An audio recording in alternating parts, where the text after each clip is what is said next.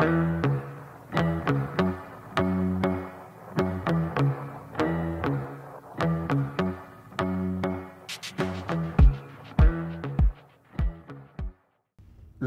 dimanche 22 mai prochain, dans quelques jours donc, va se dérouler la journée internationale, la journée catholique des chrétiens d'Orient. Et à cette occasion, on a souhaité vous interroger parce que vous représentez tous les deux, je vais vous présenter dans un instant, l'œuvre d'Orient ici à Monaco. Alors Jean-Claude Michel, vous en êtes le président et Chanoine Alain Guano, vous en êtes l'accompagnateur ecclésiastique, vous représentez Monseigneur l'Archevêque auprès de l'œuvre d'Orient. Alors Jean-Claude Michel, première question, qu'est-ce que l'œuvre d'Orient ?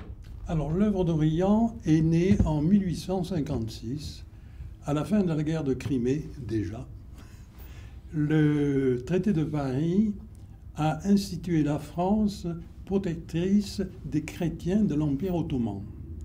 Dans les mois qui ont suivi, 5 éminents professeurs de la Sorbonne ont créé une association qu'ils ont intitulée l'œuvre des écoles d'Orient. Il s'agissait d'aider à l'éducation. Il s'agissait à l'époque simplement de soutenir les écoles francophones du Liban.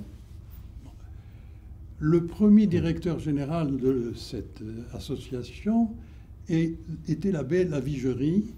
Pendant les 7 décennies qui ont suivi, avec le même intitulé, l'association s'est développée, a élargi son champ d'application, et ce n'est tout en restant fidèle au principe d'aider les écoles catholiques francophones. Et ce n'est qu'en 1931 où ils ont pris conscience qu'il fallait, être en phase avec la réalité. Et l'œuvre des écoles d'Orient est devenue l'œuvre d'Orient. Alors aujourd'hui, comment est organisée l'œuvre d'Orient ? Alors l'œuvre d'Orient, c'est une association sans but lucratif, mais d'intérêt général, qui a son siège à Paris. Il y a un conseil d'administration et une structure énorme. Maintenant, c'est devenu une affaire. Pour vous donner une idée, le budget de l'année 2020 s'est élevé à 28 millions d'euros. À l'heure actuelle, le directeur général est un monseigneur, c'est Monseigneur Pascal Gollmich, que nous avons eu le bonheur de recevoir 2 fois à Monaco pour nous donner des conférences. Et l'œuvre d'Orient, aujourd'hui, c'est 4 activités. L'éducation, 500 établissements tenus par des communautés religieuses qui sont assistés par l'œuvre d'Orient. C'est 3 millions de malades dans les dispensaires, hôpitaux, établissements pour personnes âgées ou pour personnes handicapées. C'est une assistance permanente aux religieux, évêques, prêtres, etc., pour qu'ils puissent exercer leur mission quotidienne et surtout sans considération d'appartenance religieuse. Parce qu'il faut savoir que dans certaines écoles, il y a beaucoup plus d'enfants de confession musulmane que de confession catholique. Et c'est aussi maintenant une nouvelle démarche, c'est la protection du patrimoine artistique, qui est en quelque sorte le témoin de la légitimité d'une présence chrétienne en Orient. Mais l'Orient, pour l'œuvre d'Orient, c'est 23 pays, c'est pas seulement le Moyen-Orient, c'est également l'Europe orientale, c'est également la Corne de l'Afrique, et c'est également l'Inde, puisque vous le savez, il y a un nombre, je crois que c'est plus d'une vingtaine d'églises orientales. Et là, je pense que le père sera...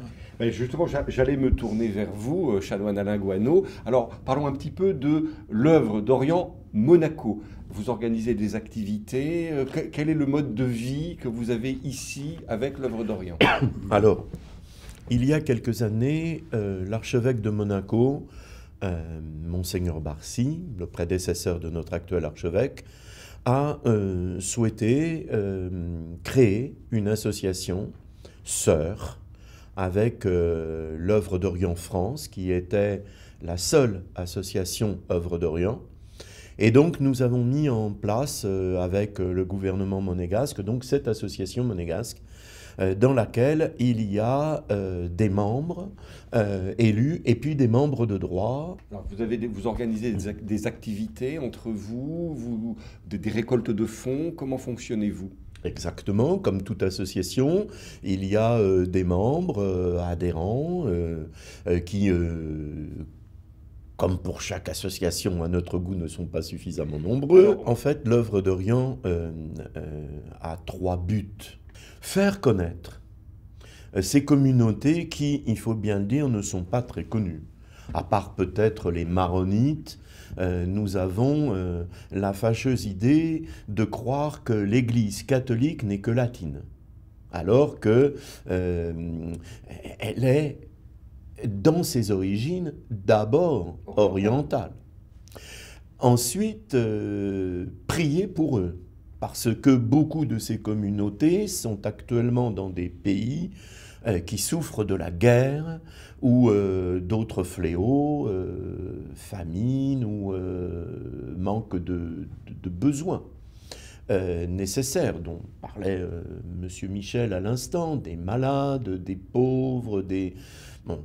Et puis, le troisième but, et c'est la raison pour laquelle depuis quelques années, notre pape a souhaité qu'il y ait cette journée internationale catholique pour les chrétiens d'Orient, c'est de sensibiliser par la prière, et ils y sont très sensibles, croyez-le bien, tous nos frères d'Orient, pour qu'on les prenne dans notre cœur et dans notre liturgie.